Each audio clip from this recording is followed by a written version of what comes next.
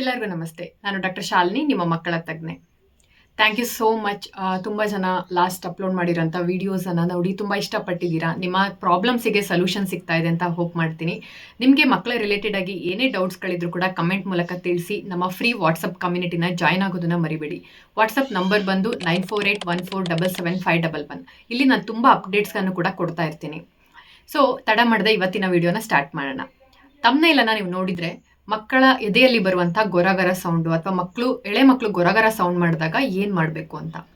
ಈ ಟಾಪಿಕನ್ನು ಸೆಲೆಕ್ಟ್ ಮಾಡ್ಕೊಳ್ಳಿಕ್ಕೆ ಕಾರಣ, ತುಂಬ ಜನ ಮದರ್ಸ್ ವರಿ ಮಾಡಿಕೊಂಡು OPDಗೆ ಅರ್ಜೆಂಟಾಗಿ ಮಕ್ಕಳನ್ನ ಕರ್ಕೊಂಡು ಬರ್ತಾ ಇರ್ತಾರೆ. ಕಾಮನ್ ಆಗಿ ಯಾಕೆ ಎಲ್ಲ ತಾಯಿಯಂದ್ರು ಕೂಡ ಮಗುವಿನ ಎದೆಯಲ್ಲಿ ಗೊರಗರ ಸೌಂಡ್ ಬಂದ ತಕ್ಷಣ ವರಿ ಮಾಡ್ಕೋತಾರೆ ಅಂದರೆ, ಎದೆಯಲ್ಲಿ ಕಫ ತುಂಬಿದೆಯೇನೋ, ಎದೆಯಲ್ಲಿ ಇನ್ಫೆಕ್ಷನ್ ಆಗಿದೆಯೇನೋ ಅಂತ ಅವರಿಗೆ ಡೌಟ್ ಇರುತ್ತೆ. ಇವತ್ತಿನ ವಿಡಿಯೋದಲ್ಲಿ ಮಕ್ಕಳಿಗೆ ಗೊರಗೊರ ಸೌಂಡ್ ಯಾಕೆ ಬರುತ್ತೆ, ನೀವು ಏನೇನೆಲ್ಲ ಮನೆಯಲ್ಲಿ ಹೋಮ್ ರೆಮಿಡೀಸ್ ಮಾಡಬೇಕು, ಮತ್ತು ಯಾವಾಗ ವರಿ ಮಾಡ್ಕೋಬೇಕು, ಯಾವಾಗ ಡಾಕ್ಟರ್ ಹತ್ರ ಅರ್ಜೆಂಟಾಗಿ ಹೋಗಬೇಕು ಅನ್ನೋದ್ರ ಬಗ್ಗೆ ಡೀಟೇಲ್ ಆಗಿ ಡಿಸ್ಕಸ್ ಮಾಡ್ತೀನಿ. ಇವನ್ ಸಿಂಗಲ್ ಪಾಯಿಂಟ್ ಕೂಡ ಇಂಪಾರ್ಟೆಂಟ್. ವಿಡಿಯೋನ ಕೊನೆವರೆಗೂ ನೋಡಿ. ಸೊ ಫಸ್ಟ್ ವಿಷಯ ನಾನು ಮಾತಾಡ್ತೀನಿ, ಮಕ್ಕಳ ಎದೆಯಲ್ಲಿ ಗೊರಗೊರ ಸೌಂಡು ಯಾಕೆ ಬರುತ್ತೆ ಅಂತ. ಮೋಸ್ಟ್ ಆಫ್ ದ ಟೈಮ್ ಏನಾಗುತ್ತೆ ಅಂತ ಹೇಳಿದ್ರೆ, ಮಕ್ಕಳ ಒಂದು ಏರ್ ಪ್ಯಾಸೇಜಸ್ ಏನಿರುತ್ತೆ ಕೆಲವೊಂದ್ಸರಿ ಸ್ವಲ್ಪ ಬ್ಲಾಕ್ ಆದರೂ ಕೂಡ, ಈವನ್ ಸ್ವಲ್ಪ ಒಂದು ಮ್ಯೂಕಸ್ ಆಯಿತು, ಡ್ರೈ ಅಪ್ ಆಯಿತು, ಕೆಲವೊಂದ್ಸರಿ ಮಕ್ಕಳು ಹಾಲನ್ನ ಒಮಿಟ್ ಮಾಡ್ತಾರೆ. ಆ ಟೈಮಲ್ಲಿ ಸ್ವಲ್ಪ ಏನಾದರೂ ಮಿಲ್ಕ್ ಏನಾದರೂ ಮೂಗಲ್ಲಿ ಬಂದು ಕುತ್ಕೊಂಡಿತ್ತು ಅಥವಾ ಕೋಲ್ಡ್ ಶುರುವಾಯಿತು, ಈ ಥರ ಟೈಮ್ ಆದಾಗ ಏನಾಗುತ್ತೆ, ಮಕ್ಕಳ ಒಂದು ಗಾಳಿ ಪಾಸ್ ಆಗಬೇಕಾದ್ರೆ ಆ ಸೌಂಡ್ ಬರುತ್ತೆ ಗೊರ ಗೊರ ಗೊರ ಅಂತ. ಇದು ಎಸ್ಪೆಷಲಿ ಎಳೆ ಮಕ್ಕಳಲ್ಲಿ ತುಂಬ ಕಾಮನ್ ಆಗಿ ಆಗುತ್ತೆ. ನೋಡಿ, 2 ಥರ ಕಂಡೀಷನ್ಸ್ ಇರ್ಬೋದು. ಒಂದು, ಮಕ್ಕಳಿಗೆ ಈ ಥರ ಗೊರಗೊರ ಸೌಂಡ್ ಬರೋದು ಏನೂ ಸಿಂಪ್ಟಮ್ಸ್ ಇಲ್ದೇರೆ ಕೂಡ ಬರಬಹುದು, ಅಥವಾ ಇದ್ರ ಜೊತೆಗೆ ಶೀತ ಕೆಮ್ಮು ಆದಾಗ ಕೂಡ ಬರಬಹುದು. ಫಸ್ಟ್ ನಾನು ಮಕ್ಕಳಿಗೆ ಏನೂ ಸಿಂಪ್ಟಮ್ಸ್ ಇಲ್ಲ, ಶೀತ ಕೆಮ್ಮು ಜ್ವರ ಇಲ್ಲ ಅಂದರೆ ಫಸ್ಟ್ ಆಫ್ ಆಲ್ ನೀವು ವರಿ ಮಾಡ್ಕೊಳ್ಳೋ ಅಂಥ ಅವಶ್ಯಕತೆ ಇಲ್ಲ. ಅವಾಗ ಈ ಥರ ಗೊರ ಸೌಂಡ್ ಬರ್ತಾ ಇದ್ದಾಗ ನೀವು ಮನೆಯಲ್ಲಿ ಸಲೈನ್ ಡ್ರಾಪ್ಸ್ಗಳನ್ನು ಯೂಸ್ ಮಾಡ್ಕೋಬಹುದು. ಈಸಿಯಾಗಿ ನಿಮಗೆ ಎಲ್ಲ ಟೈಮಲ್ಲೂ ನಾವು ಮಕ್ಕಳಿಗೆ ಕೋಲ್ಡ್ ಆದಾಗ ಕೊಟ್ಟಿರ್ತೀವಿ. ಇದರಲ್ಲಿರುವಂಥದ್ದು ಜಸ್ಟ್ ಉಪ್ಪಿನ ನೀರಷ್ಟೇ, ಇದರಿಂದ ಯಾವುದೇ ಕೂಡ ಸೈಡ್ ಎಫೆಕ್ಟ್ಸ್ ಇರೋದಿಲ್ಲ.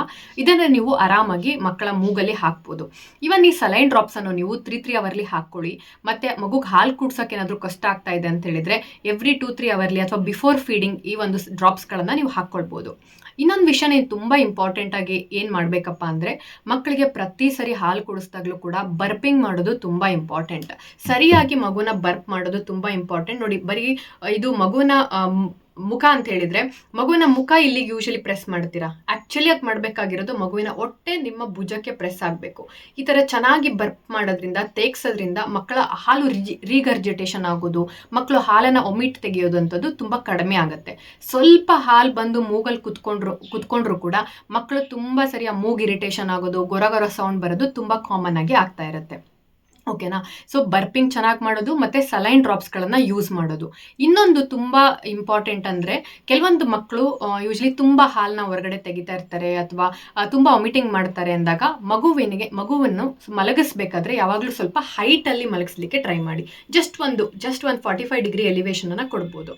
ಊಫಾ ಬೇಬಿ ಕೌಚ್ ಕೂಡ ಸಿಗುತ್ತೆ, ಅದರ ಒಂದು ಇಮೇಜನ್ನು ಇಲ್ಲ ಹಾಕಿರ್ತೀನಿ, ಅದನ್ನು ಕೂಡ ನೀವು ಯೂಸ್ ಮಾಡ್ಬೋದು. ಇದರಿಂದನೂ ಕೂಡ ಏನಾಗುತ್ತೆ, ಹಾಲು ಪದೇ ರೀಗರ್ಜಿಟೇಷನ್ ಆಗೋದು ಕಡಿಮೆ ಆಗುತ್ತೆ. ಇದು ನಾರ್ಮಲ್ ಆಗಿರುವಂಥ ಒಂದು ಕಂಡೀಷನ್. ಇನ್ನು ಕೆಲವೊಂದ್ಸರಿ ಏನೂ ತೊಂದರೆ ಇಲ್ಲ ಅಂದರೂ ಕೂಡ ತುಂಬ ಒಂಥರ ಗೊರ ಮೆಷಿನಲ್ ಸೌಂಡ್ ಬಂದಂಗೆ ಬರ್ತಾ ಇರುತ್ತೆ. One of the important common ಕಾಸ್ ಏನಪ್ಪ ಅಂತ ಹೇಳಿದ್ರೆ ಲೆರಿಂಗೋಮೆಲೇಸಿಯಾ ಅಂತ ಕರಿತೀವಿ. ಈ ಲೆರಿಂಗೋಮೆಲೇಸಿಯಾದಲ್ಲಿ ಏನಾಗುತ್ತೆ ಅಂತ ಹೇಳಿದ್ರೆ, ಮಕ್ಕಳು ತುಂಬ ಜಾಸ್ತಿ ಹಾರ್ಶ್ ಸೌಂಡ್ಸನ್ನು ತೆಗಿತಾ ಇರ್ತಾರೆ. ಅದನ್ನೇ ನೀವು ಉಲ್ಟಾ ಮಕ್ಕಳನ್ನ ಮಲಗಿಸಿದ ತಕ್ಷಣ ಆ ಸೌಂಡು ಡಿಸಪಿಯರ್ ಆಗುತ್ತೆ.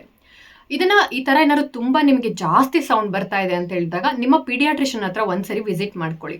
ಇದಕ್ಕೆ ಜಾಸ್ತಿ ಎದುರ್ಕೊಳ್ಳೋಂಥ ಅವಶ್ಯಕತೆ ಇಲ್ಲ. ಕೆಲವೊಂದ್ಸರಿ ಮಕ್ಕಳ NICU ಅಡ್ಮಿಷನ್ ಇತ್ತು ಅಥವಾ ಹುಟ್ಟಿದಾಗ ಸ್ವಲ್ಪ ವೀಕ್ ಇದ್ರು, ಇನ್ನಿತರ ಕಾರಣಗಳಿಂದ ಈ ಥರ ಪ್ರಾಬ್ಲಮ್ಸ್ಗಳು ಆಗುವಂಥ ಚಾನ್ಸಸ್ ಇರುತ್ತೆ. ಯೂಶಲಿ ಗಾಳಿ ಹೋಗೋ ನಲ್ಲಿ ಏನಿರುತ್ತೆ ಅದು ತುಂಬ ಸಾಫ್ಟ್ ಇರುತ್ತೆ ಕೆಲವೊಂದು ಮಕ್ಕಳಲ್ಲಿ, ಅವಾಗ ಈ ಥರ ತುಂಬ ಹಾರ್ಶ್ ಸೌಂಡ್ ಬರುವಂಥ ಚಾನ್ಸಸ್ ಇರುತ್ತೆ. ಇದಕ್ಕೆ ನಾವು ಜಾಸ್ತಿ ಏನೂ ಕೂಡ ಇಂಟರ್ವೆನ್ಷನ್ಸ್ ಮಾಡೋದಿಲ್ಲ. ಮಕ್ಕಳಿಗೆ ಕ್ಯಾಲ್ಶಿಯಂ ಸಿರಪ್ ಸಪ್ಲಿಮೆಂಟ್ಸು ಮತ್ತು ಕೆಲವೊಂದು ಟಿಪ್ಸ್ಗಳನ್ನು ಮದರ್ಸಿಗೆ ಕೊಡ್ತೀವಿ.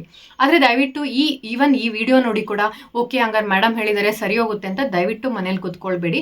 ಲೆರಿಂಗೋಮೆಲೇಸಿಯಾ ಬಿಟ್ಟು ಬೇರೆ ಪ್ರಾಬ್ಲಮ್ಸ್ ಕೂಡ ಮಕ್ಕಳಿಗೆ ಆಗಿರ್ಬೋದು. ಸೊ ಹಾಗಾಗಿ ಒಂದ್ಸರಿ ನಿಮ್ಮ ಪೀಡಿಯಾಟ್ರಿಷನನ್ನು ಕನ್ಸಲ್ಟ್ ಮಾಡ್ಕೊಳ್ಳಿ. ಇದು ತನ್ನಿಗೆ ತಾನೇ ಬೈ 6 ಮಂತ್, ಕೆಲವೊಂದ್ಸರಿ 1 ಇಯರ್ಗೆ ಡಿಸಪಿಯರ್ ಆಗುತ್ತೆ. ಕೇಳಲಿಕ್ಕೆ ಬೇರೆ ಯಾರು ಹೊಸದಾಗಿ ಮನೇಲಿ ಬಂದು ಮಗು ನೋಡ್ತಿದ್ದಾರೆ ಅಂದರೆ ತುಂಬ ಭಯಾನಕವಾದಂಥ ಸೌಂಡ್ ಬರುತ್ತೆ ಕೆಲವೊಂದ್ಸರಿ. ನಿಮ್ಮ ಮಗುಗೇನಾದರೂ ಇದ್ದರೆ ಅದನ್ನು ಕಮೆಂಟ್ ಮಾಡಿ ತಿಳಿಸಿ. ಸೊ ನೀವು ಕೂಡ ಅದನ್ನು ಎಕ್ಸ್ಪೀರಿಯನ್ಸ್ ಮಾಡಿರ್ತೀರ ಅಂತ ಅನ್ಕೋತೀನಿ. ಸೊ ಇವೆರಡು ಕೂಡ ಕಾಮನ್ ಕಾಸಸ್ ಆಗಿರುತ್ತೆ ಮಕ್ಕಳಿಗೆ ಶೀತ ಕೆಮ್ಮು ಜ್ವರ ಇಲ್ದಂಗೆ ಗೊರ ಗೊರ ಸೌಂಡ್ ಬರೋದು. ಇನ್ನು ನೆಕ್ಸ್ಟ್ ವಿಷಯಕ್ಕೆ ಬಂದರೆ, ಮಕ್ಕಳಿಗೆ ಶೀತ ಕೆಮ್ಮು ಜ್ವರ ಆದಾಗಲೂ ಕೂಡ ಈ ಥರ ಗೊರ ಗೊರ ಸೌಂಡ್ ಬರುತ್ತೆ. ನಾನು ಆಲ್ರೆಡಿ ಹೇಳ್ದ ಹಾಗೆ ಮಕ್ಕಳಿಗೆ ಸ್ವಲ್ಪ ಶೀತದಲ್ಲಿ ಮೂಗು ಕಟ್ಟಿದ್ರು ಕೂಡ ಒಂದು ಸೌಂಡ್ ಏರ್ ಅಥವಾ ಗಾಳಿ ಪಾಸ್ ಆಗಬೇಕಾದ್ರೆ ಸೌಂಡ್ ಬರುತ್ತೆ. ಈಗ ಫಾರ್ ಎಕ್ಸಾಂಪಲ್ ಹೇಳಬೇಕು ಅಂದರೆ, ಒಂದು ಪೈಪ್ ಇರುತ್ತೆ, ನೀರು ಹೋಗೋ ಪೈಪು. ಆ ಪೈಪ್ ಏನಾದರೂ ಬ್ಲಾಕ್ ಆಯಿತು ಅಂತ ಹೇಳಿದರೆ ನಿಮಗೆ ಯಾವ ಥರ ನೀರು ಹೋಗ್ಬೇಕಾದ್ರೆ ಸೌಂಡ್ ಬರುತ್ತಲ್ಲ, ಅದೇ ಥರ ಮೂಗಿನ ನಲ್ಲಿ ಏನಿರುತ್ತೆ ಅದು ಕೂಡ ಗಾಳಿಯ ನಲ್ಲಿ ಏನಾದರೂ ಸ್ವಲ್ಪ ಬ್ಲಾಕ್ ಆಯಿತು ಅಂದರೆ ಯೂಶಲಿ ಗೊರ ಗೊರ ಸೌಂಡ್ ಅಂತ ಬರ್ತಾ ಇರುತ್ತೆ. ಅವಾಗ ನೀವು ಸಲೈನ್ ಡ್ರಾಪ್ಸ್ ಹಾಕಿ ನೋಡ್ಬೋದು. ಇನ್ನೂ ಒಂದು ಇಂಪಾರ್ಟೆಂಟ್ ಟಿಪ್ ಏನಂತ ಹೇಳಿದರೆ, ನೀವು ಈ ಥರ ಅಮೆಝಾನಲ್ಲಿ ಸಿಗುವಂಥ ಆಸ್ಪಿರೇಟರ್ಸನ್ನು ಯೂಸ್ ಮಾಡ್ಬೋದು. ಈ ಆಸ್ಪಿರೇಟರ್ಸ್ ಚಿತ್ರನ ನಾನು ಹಾಕಿರ್ತೀನಿ, ಇದು ಈಸಿಯಾಗಿ ನಿಮಗೆ ಅಮೆಝಾನಲ್ಲಿ ಸಿಗುತ್ತೆ. ಈ ಒಂದು ಸಕ್ಷನ್ ಬಲ್ಬನ್ನು ನೀವು ಯೂಸ್ ಮಾಡಿದಾಗ, ಮಗುವಿನ ಮೂಗಿಗಿಟ್ಟು ಸಕ್ಷನ್ ಮಾಡಿದಾಗಲೂ ಕೂಡ ಏನಾದರೂ ಕಟ್ಕೊಂಡಿದ್ರೆ ಇದು ಕೂಡ ಬರುತ್ತೆ. ಇನ್ನೂ ಒಂದು ಕಾಮನ್ ಆಗಿ ಮನೇಲಿ ನೀವು ಯೂಸ್ ಮಾಡ್ಬೋದು, ಸಲೈನ್ ಮಿಸ್ಟ್ ಅಥವಾ ಸಲೈನ್ ನೆಬ್ಲೈಸೇಷನನ್ನು ಕೊಡಬಹುದು. ನೆಬ್ಲೈಸೇಷನ್ ಅಂದ ತಕ್ಷಣ ಮೇಡಮ್ ನೆಬ್ಲೈಸೇಷನ್ ಕೊಡಬಾರ್ದಂತೆ, ಮಕ್ಕಳಿಗೆ ಮುಂದೆ ಅಡಿಕ್ಟ್ ಆಗುತ್ತೆ ಅಂತ ತುಂಬ ಜನ ಕೇಳ್ತೀರಾ. ನೆಬ್ಲೈಸೇಷನ್ ಅಂದರೆ ಆ ಥರ ಅಲ್ಲ. ನೀವು ಯಾವಾಗ ನೆಬ್ಲೈಸೇಷನ್ ಮೆಷಿನಿಗೆ ಮೆಡಿಸಿನ್ಸ್ ಹಾಕ್ತೀರಾ, ಲಿಯೋಸಾಲ್ಬುಟಮಲ್ ಮತ್ತು ಬಿಡಸೆನೈಡ್ ಹಾಕ್ತೀರಾ, ಆವಾಗ ಮಕ್ಕಳಿಗೆ ತೊಂದರೆ ಆಗುತ್ತೆ ಅನ್ನೆಸರಿ ಮೆಡಿಸಿನ್ಸನ್ನು ಕೊಟ್ಟಾಗ. ಏನು ಸಲೈನ್ ಅನ್ನೋದೇ ಕೆಲವೊಂದು ರೆಸಿಪಿ ಸಿಗುತ್ತೆ, ನಿಮ್ಮ ಪೀಡಿಯಾಟ್ರಿಷನ್ ಹತ್ರ ನೀವು ವಿಸಿಟ್ ಮಾಡ್ಕೋಬೋದು. ಇದರಿಂದ ನೀವು ಮಕ್ಕಳಿಗೆ ನೆಬ್ಲೈಸೇಷನ್ ಕೊಟ್ಟಾಗ ಏನೂ ಕೂಡ ತೊಂದರೆ ಆಗೋದಿಲ್ಲ. ಇದನ್ನು ನೀವು ಮಾಮೂಲಿಯಾಗಿ ನಾವು ದೊಡ್ಡವರು ಸ್ಟೀಮ್ ತೊಗೊಂಡ್ರೆ ಏನು ಎಫೆಕ್ಟ್ ಇರುತ್ತೆ, ಅದೇ ಥರ ಮಕ್ಕಳಿಗೂ ಕೂಡ ಮೂಗೇನಾದರೂ ತುಂಬ ಕಟ್ಟಿದ್ರೆ ಅದು ನೀಟಾಗಿ ಕ್ಲಿಯರ್ ಆಗಲಿಕ್ಕೆ ಹೆಲ್ಪ್ ಆಗುತ್ತೆ. ಸೊ ಈ ಥರ ಶೀತದಲ್ಲಿ ಎಸ್ಪೆಷಲಿ ನೀವು ಸಲೈನ್ ಡ್ರಾಪ್ಸ್ ಮತ್ತು ಈ ಥರ ಸಕ್ಷನ್ ಬಲ್ಬ್ಗಳನ್ನು ಯೂಸ್ ಮಾಡೋದು, ಮತ್ತು ನೀವು ಸಲೈನ್ ನೆಬ್ಲೈಸೇಷನ್ನು ಕೂಡ ಕೊಡಬಹುದು. ಸೊ ವರಿ ಮಾಡ್ಕೊಳ್ಬೇಡಿ. ಮತ್ತು ಏನಾದರೂ ನಿಮ್ಮ ಮಗುಗೆ ಜ್ವರನೂ ಬಂದಿದೆ, ಕೆಮ್ಮು ಇದೆ, ಮತ್ತು ಗೊರ ಗೊರ ಸೌಂಡು ಇದೆ ಅಂತ ಅಂದ್ಕೊಳ್ಳಿ, ದಯವಿಟ್ಟು ಫಸ್ಟ್ ಸ್ಟೆಪ್ ನೀವು ಮಾಡಬೇಕಾಗಿರೋದು ಪಿಡಿಯಾಟ್ರಿಷನನ್ನು ವಿಸಿಟ್ ಮಾಡಬೇಕು.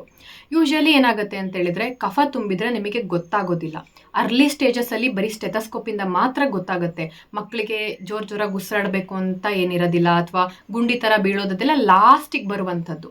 ಹಾಗಾಗಿ ದಯವಿಟ್ಟು ನೆಗ್ಲೆಕ್ಟ್ ಮಾಡಿಬಿಡಿ. ಎಸ್ಪೆಷಲಿ ಈ ಒಂದು ಮಳೆಗಾಲ ಚಳಿಗಾಲದಲ್ಲಿ ನಿಮ್ಮ ಮಗುಗೆ ಸ್ವಲ್ಪ ಶೀತ ಕೆಮ್ಮು ಜ್ವರ ಶುರುವಾಯಿತು ಅಂದ್ರೂ ಕೂಡ ಹೋಗಿ ವಿಸಿಟ್ ಮಾಡೋದು ತುಂಬ ಇಂಪಾರ್ಟೆಂಟ್. ಓಕೆನಾ?